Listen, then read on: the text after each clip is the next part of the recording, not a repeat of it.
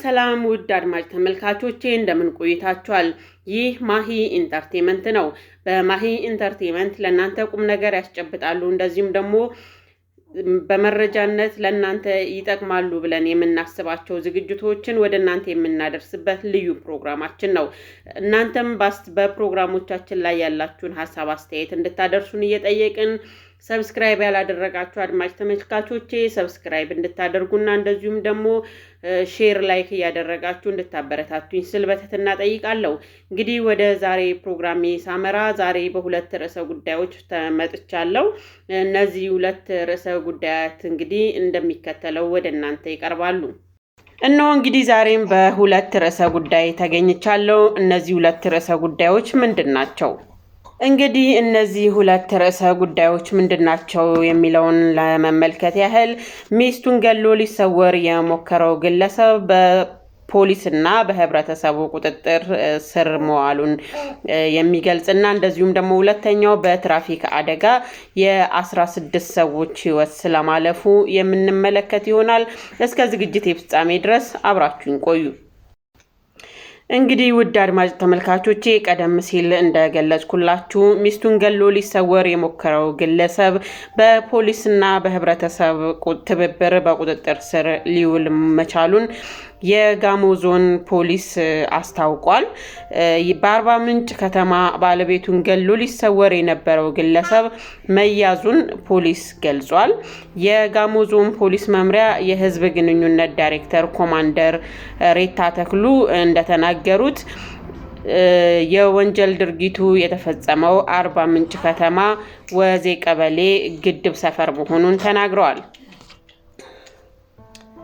ኮማንደር ሪታ የገዛ ባለቤቱን በመሳሪያ ተኩሶ በመግደል ሊሰወር የሞከረውን ተጠርጣሪ በህዝቡና በፖሊስ ትብብር በቁጥጥር ስር መዋሉን የተናገሩት ተጠርጣሪው አቶ ነብዩ ጌታቸው ኤፍሬም እንደሚባልና ከሟች ሚስቱ ጋር በትዳር ዓለም አብረው እንደነበሩ በመካከላቸውም በነበረው አለመግባባት ሟች ወላጆቿ ጋር በመሄድ ላለፉት 5 ወራት ከቤተሰቧ ጋር ትኖር እንደነበረ ገልጸዋል።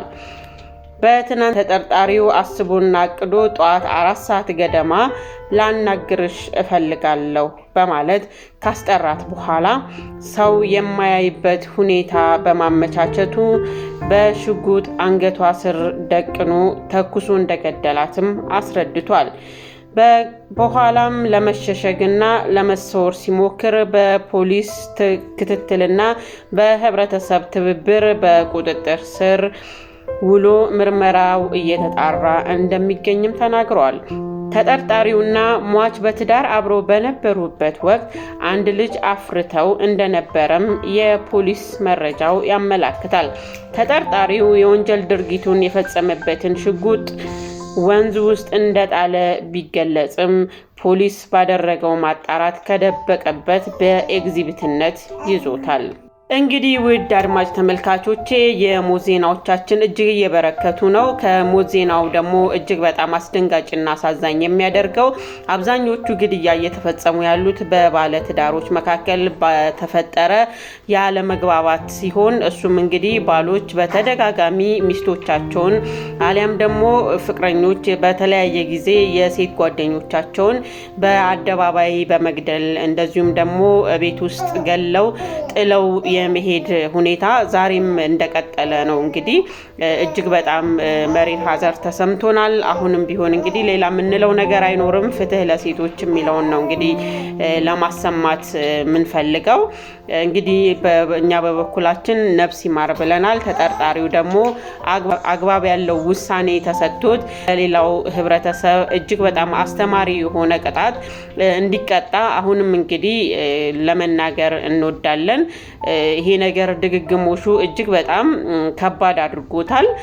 እንደውም የአንዱ ክስተት ሌላውን የማበረታታት ያህል እየተደረገ ያለ እስከሚመስል ድረስ ነውና አንድ አስተማሪ ቅጣት ቢቀጡ ያለውን ነገር እጅግ በጣም መፍትሄ ይሰጠዋል ብለን እናስባለን።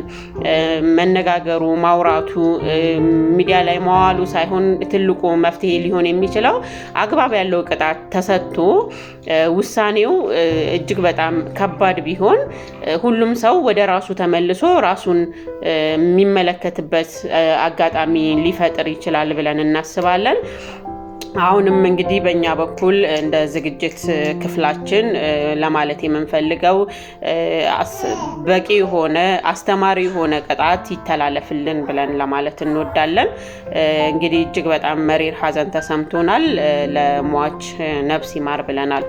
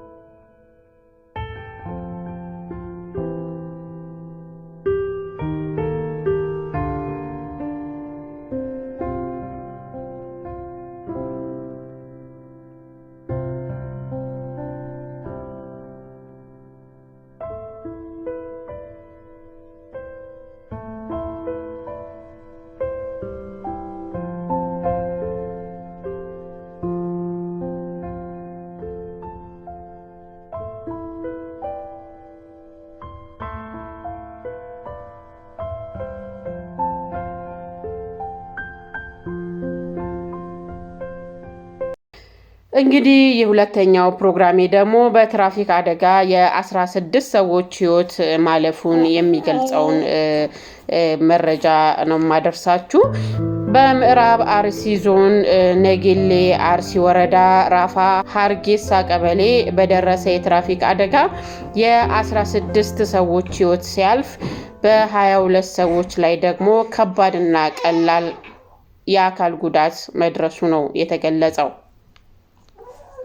አደጋው የደረሰው ከሻሸመኔ ወደ አዲስ አበባ የሚጓዝ የህዝብ ማመላለሻ ተሽከርካሪ በተቃራኒ አቅጣጫ ሲጓዝ ከነበረ ባለ ተሳቢ የደረቅ ጭነት ተሽከርካሪ ጋር በመጋጨቱ መሆኑ ነው የተገለጸው። አደጋውን ተከትሎም ከሟች በተጨማሪ በ16 ሰዎች ላይ ከባድ እንዲሁም ደግሞ በ6 ሰዎች ላይ ቀላል የአካል ጉዳት መድረሱን የነገሌ አርሲ ከተማ የመንግስት ኮሚኒኬሽን ጽሕፈት ቤት መረጃውን አጋርቷል። እንግዲህ ነፍስ ይማር ነው የምንለው። በጣም ያሳዝናል። የትራፊክ አደጋ እጅግ በጣም በዘመናችን የከፋ የሞት ክስተት እየፈጠረ ይገኛል እና ሁላችንም መጠንቀቅ አይከፋም ለማለት እንወዳለን። እንግዲህ ነፍስ ይማር፣ ህይወታቸው ያለፉ ዜጎቻችንን ነፍስ ይማር በማለት ሀዘናችንን ጥልቅ ነው። እንግዲህ ነፍስ ይማር ነው ለማለት የምንወደው።